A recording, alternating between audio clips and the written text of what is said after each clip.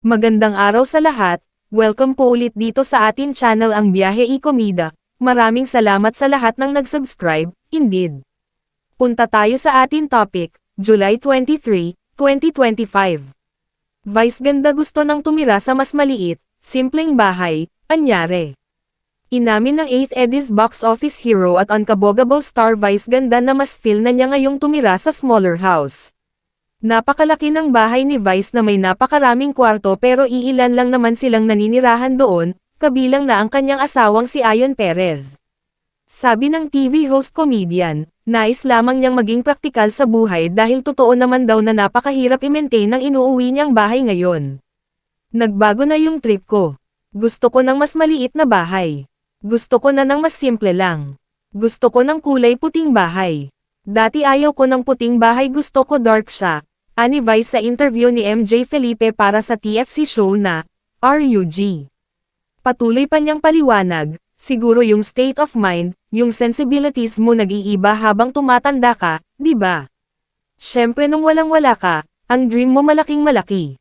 Ganuan ako dati lalo nung bata pa ako, malala akong mangarap. Malala yung mga goals ko.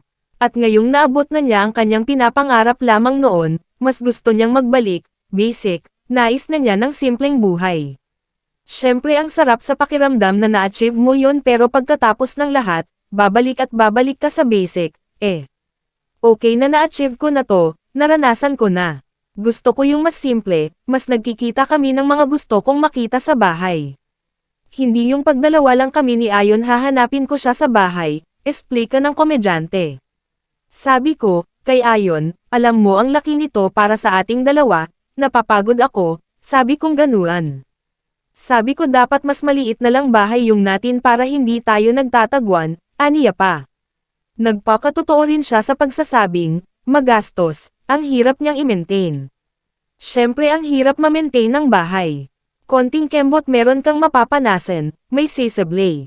At saka yung mga tubo-tubo, may tutulong ganyan. Sabi ko hindi na natapos. Lahat ng nagpagawa ng bahay alam kong nauunawaan nila yon na hindi natatapos ang pagpapagawa.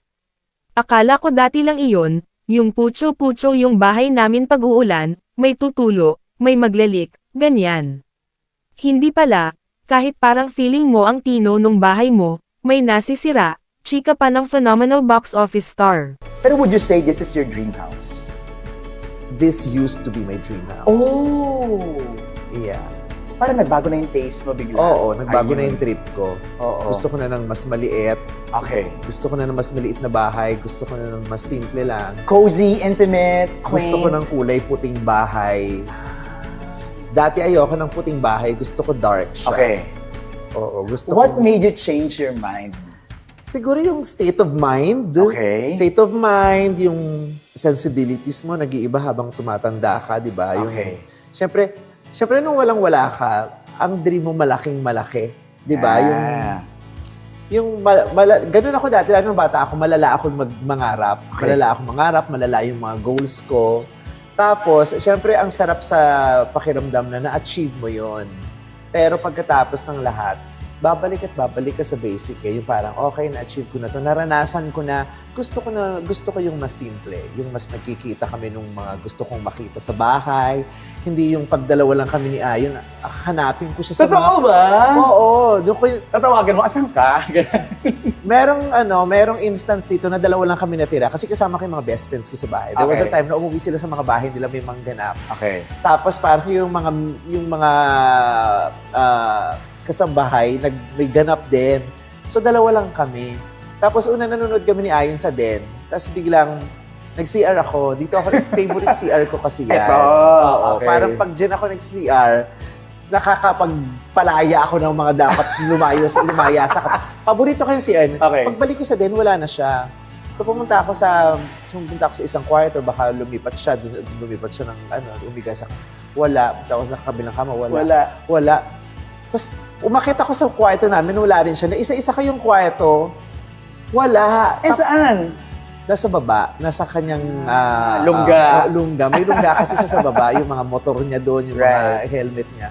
Tapos nung umakyat siya, sabi ko, alam mo, ang laki nito para sa ating dalawa, napapagod ako. Sabi kong gano'n. Tapos tumatawag ako, hindi sumasagot. Yes. Yung gano'n, sabi ko, dapat mas maliit na lang yung bahay natin para hindi tayo nagtataguan. Panoorin ang buong video at mag-subscribe sa YouTube channel ng TFC The Filipino Channel.